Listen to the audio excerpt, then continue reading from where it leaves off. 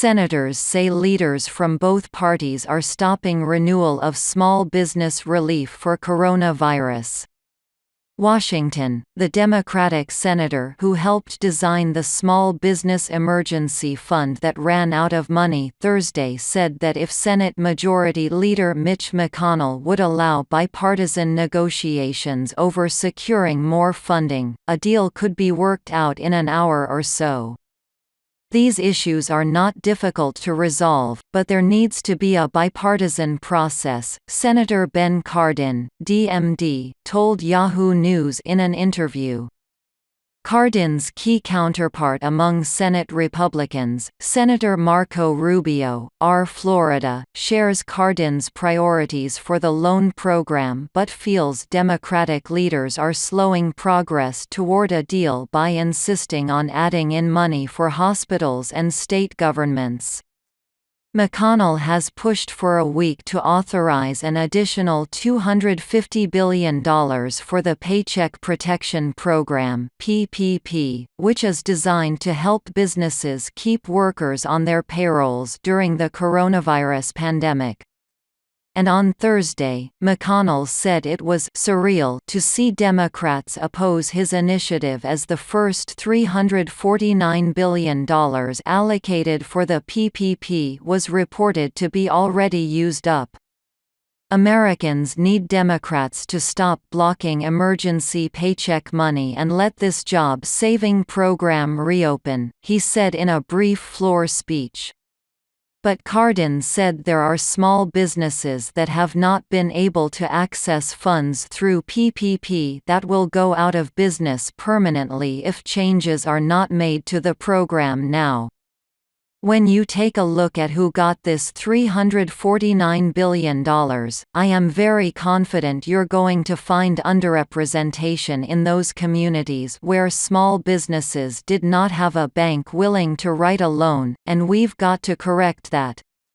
If we don't, if we just do what the Republican leader came in with, we're going to find out that in 2 weeks a lot of these small businesses are closed and will never reopen again, Cardin said on The Long Game, a Yahoo News podcast.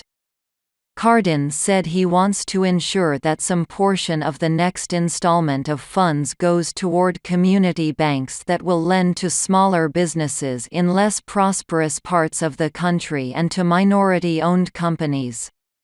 I think we've got to do more than what they're saying, immediately, or small businesses are going to close, Cardin said. President Trump's re-election campaign has seen political advantage in the standoff, hammering Democrats for not agreeing to McConnell's clean funding increase. Democrats are shamelessly playing politics and putting Americans into greater economic danger, said Tim Murtaugh, a spokesman for the president's re-election campaign, in a press release. But Cardin said McConnell, by not including Democrats in crafting the current proposal, was the one being partisan, adding, "The American people are sick and tired of playing partisan politics during a national crisis like this pandemic." Cardin also stressed that it's not just PPP that needs more money urgently to save small business.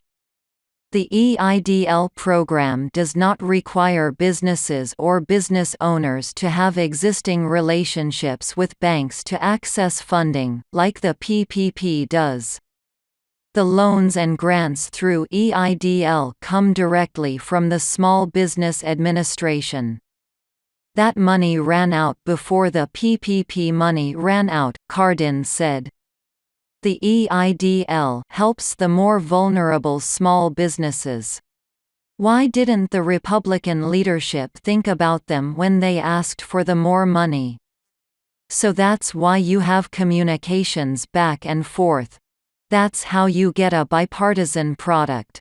Cardin also said he has been working on trying to understand why the nation's ability to ramp up its COVID-19 testing capabilities is still lagging behind where it needs to be. He recommended that the president further utilize his powers under the Defense Production Act to direct American companies to manufacture more of the chemicals needed to produce results. The lack of swabs and kits that are also contributing to the delay in increasing testing can be sourced domestically without a nudge from the U.S. government, Cardin said. It's clear that a dramatic increase in testing capacity is vital to getting the economy and the nation out of quarantine, as well as the ability to trace the contacts of those who do test positive. The more testing, the more open the economy. But there's not enough national capacity to do this, New York Gov. Andrew Cuomo, a Democrat, said Wednesday. We can't do it yet. That is the unvarnished truth. The U.S. is currently conducting around 150,000 tests a day, but that number needs to go up exponentially. Estimates range from a bare minimum of 500,000 a day to 22 million. Cardin lamented the lack of clarity and focus from the Trump administration to date. We've never seen the federal government use all the power it has, including the Defense Production Act, to say we're going to have this amount of capacity in this country, he said. We never had that matrix given to us, and therefore we have always been behind the curve.